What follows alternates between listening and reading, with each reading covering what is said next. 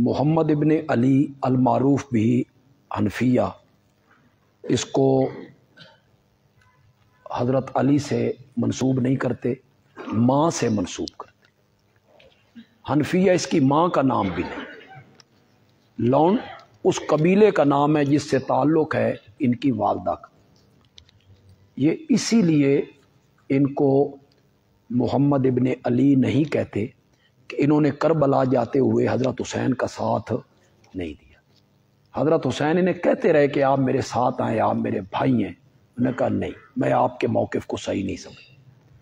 حضرت حسین رضی اللہ تعالیٰ عنہ نے فرمایا کہ اپنے بیٹوں کو بھیج دو۔ انہوں نے کہا جس چیز کو میں اپنے لیے پسند نہیں کرتا میں اپنے بیٹوں کے لیے بھی پسند نہیں کرتا۔ انہوں نے بیٹوں کو بھی ان کے ساتھ نہیں بھیجا۔ ان کے سامنے جب مدینے میں یہ کہا گیا کہ یزید شراب پیتا ہے اور نماز نہیں پڑھتا اور کنجریوں کی محفلیں کرواتا ہے، تو انہوں نے کہا اقم تو عندہ ورأیتہ مواظبا علی الصلاۃ یسأل عن الفقہ، میں اس کے پاس رہا ہوں اور میں نے اس کو دیکھا ہے کہ وہ نماز کا پابند ہے، ملازما للسنہ، سنت کو چمٹا رہتا ہے، فقہ کے معاملے میں لوگوں سے علماء سے پوچھتا رہتا ہے۔ تو یہ البدایہ والنہایہ 8ویں جلد میں علامہ ابن کثیر محمد ابن علی المعروف بھی حنفیہ اس کے قول کو انہوں نے نقل کیا۔ یہی وجہ ہوگی کہ اسے حضرت علی سے نسبت نہیں دی جاتی۔ ابن سعد حضرت حسین کے دشمنوں میں سے نہیں جی، کوئی دشمنوں میں سے نہیں تھا، بڑے پیار محبت سے انہوں نے حضرت حسین کو بات سمجھائی کہ آپ کو غلط فہمی ہو گئی ہے، آپ سے دھوکہ ہو گیا ہے، اور انہوں نے اس بات کو تسلیم کر لیا۔ کیا یہ حدیث صحیح ہے کہ آپ نے حضرت معاویہ سے فرمایا کہ تمہاری اولاد میری اولاد کو قتل کرے گی؟ یہ حدیث تو اپنی جگہ پہ رہ گئی۔ ایک حدیث لوگوں نے گھڑی کہ معاویہ کے کاندھے پر یزید سوار تھا اور مسجد نبوی کے سامنے سے گزرے تو آپ نے فرمایا جنتی کے کاندھے پر جہنمی سوار۔ بھئی یہ آپ نے فرمایا، علماء بیان کرتے ہیں، لوگ واہ واہ کرتے ہیں۔ یزید نبی پاک کے انتقال کے 11 سال بعد پیدا ہوا ہے۔ جو بندہ آپ کی زندگی میں پیدا نہیں ہوا انہوں نے پیدا کر کے معاویہ کے کاندھے پہ بٹھا کے مسجد نبوی کے آگے سے گزار دی۔ گھڑنے والے گھڑتے رہتے۔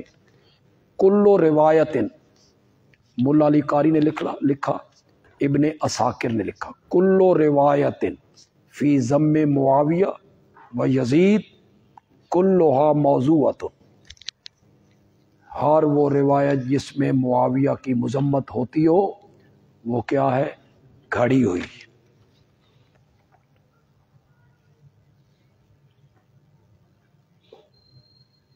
جماعت اسلامی والوں کو لوگ اچھا سمجھتے ہیں اور جماعت اسلامی والے تشیع کو اچھا سمجھتے ہیں، تو اس کے بارے میں آپ کی کیا رائے ہے؟ دیکھیں، مولانا مودودی صاحب کی جو رائے تھی انہوں نے لکھی خلافت و ملوکیت میں، اب جماعت جو ہے نا اس نہج پہ نہیں ہے جس نہج پہ مولانا مودودی ان کو چلانا چاہتے تھے۔ اب جماعت اس نہج پہ نہیں ہے، اب جماعت عوامی بننے کی کوشش میں، لیکن اس میں ان کو کامیابی نہیں ہو رہی۔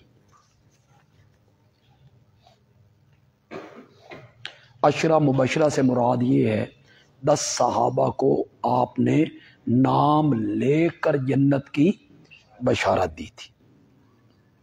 یزید نے قاتلان حسین کو سزا کیوں نہیں دی؟ قاتلان عثمان کو حضرت علی نے بھی سزا نہیں دی تھی، ان سے تو مطالبہ بھی ہوا تھا۔ 2 بندے مطالبہ لے کے اٹھے تھے، ایک حضرت عائشہ اور ایک حضرت معاویہ، لیکن حضرت علی رضی اللہ تعالیٰ عنہ نے ان کو سزا نہیں دی۔ حکومت کی کچھ مجبوریاں ہوتی، حضرت علی کی بھی کچھ مجبوریاں ہوں گی جس کی وجہ سے وہ سزا نہیں دے سکے۔ حضرت حسین رضی اللہ تعالیٰ عنہ کا قصاص، اس کا تو مطالبہ بھی کسی نے نہیں کیا۔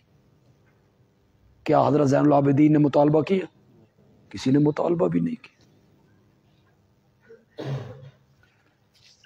یزید کو پلیت کہنے کا یہ کہتے۔ حضرت ابن عباس رضی اللہ تعالی عنہما دسترخوان پر بیٹھے ہوئے تھے کہ انہیں اطلاع پہنچی کہ حضرت معاویہ کا انتقال ہو گیا۔ انہیں فرمایا دسترخوان اٹھا لو۔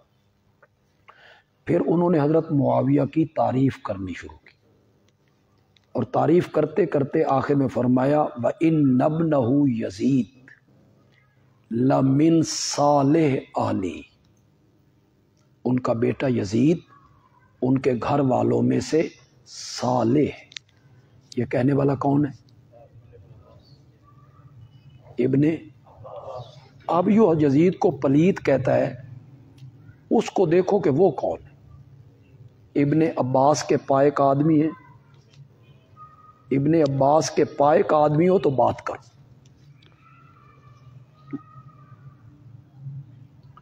اگر یزید قاتل نہیں تھا، اس کی حکومت میں واقع رونما ہوا، تو میں اس کا جواب دے چکا ہوں۔ ورنہ تو جلاء العیون میں کہ ایک آدمی یزید کے پاس آیا، اس نے کہا عملے رکابی ذہبا و فضتاً، میری یہ رکابی سونے چاندی سے بھر دے کہ میں نے حسین کو قتل کیا۔ اس نے جلاد کو بلایا اور بلا کے کہا یہ حسین کے قتل کا اقرار کر رہا ہے، اس کی گردن قلم کر دو۔ کیا کربلا کی جنگ کفر اسلام کی جنگ تھی؟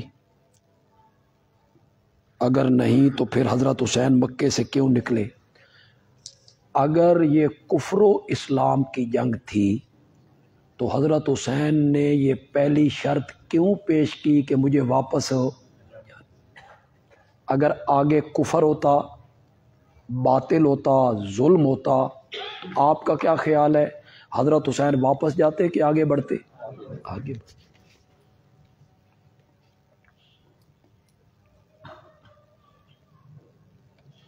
جو لوگ سیدوں سے کہتے ہیں ہم سید ہیں، سید کا احترام کرنا ضروری ہے، اگرچہ وہ باقی صحابہ پر طعن و تشنیع کرے، دیکھیں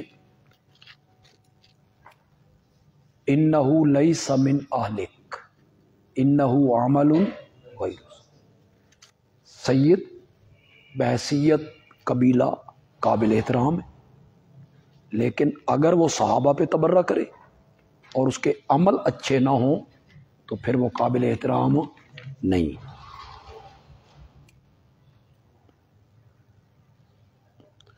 ابن سعد اور حضرت حسین کے درمیان جب محبت تھی تو حضرت حسین 3 شرطیں پیش کیں، اور ایک قبول ہونے کا کیا مطلب ہے؟ ظاہر بات ہے 3 میں سے کوئی ایک ہی قبول ہونی تھی، یا واپس چلے جاتے یا سرحدوں پہ چلے جاتے۔ تیسری شرط مناسب محسوس ہوئی تو تیسری شرط قبول ہو گئی۔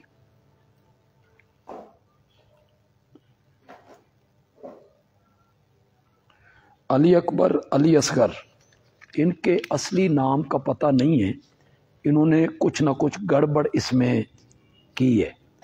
نام حضرت حسین حضرت علی کے بیٹوں کے ابو بکر، عمر، عثمان آئے ہیں جی۔ مولانا احمد سعید خان ملتانی کی بڑی دینی خدمات ہیں، آپ کا علامہ صاحب کے بارے میں کیا نظریہ ہے؟ اب تو بحث یزید کی ہو رہی ہے،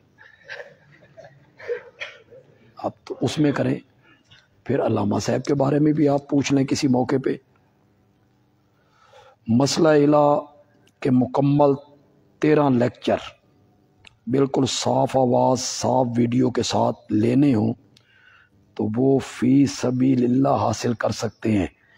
چشتی صاحب سے رابطہ کر لیں، جنہوں نے لینے ہیں موبائل میں یہ آپ کو دے دیں گے جی۔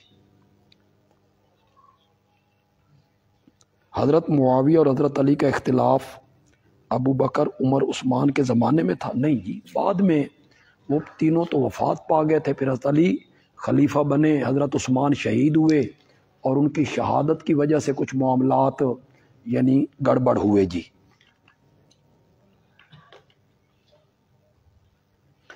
یزید تابعی تھا جی، اس نے کئی صحابہ کی صرف بیعت نہیں کی بلکہ کئی صحابہ کو دیکھا نہیں بلکہ کئی صحابہ نے اس کے ہاتھ پر بیعت کی ہے۔ قسطنطنیہ کا جو لشکر تھا اس کا وہ سپہ سالار تھا، جس میں حضرت حسین رضی اللہ تعالیٰ عنہ بھی بحیثیت فوجی کے شریک تھے، حضرت عبداللہ ابن عباس شریک تھے، حضرت عبداللہ ابن عمر شریک تھے، حضرت عبداللہ ابن زبیر شریک تھے، حضرت ابو ایوب انصاری شریک تھے۔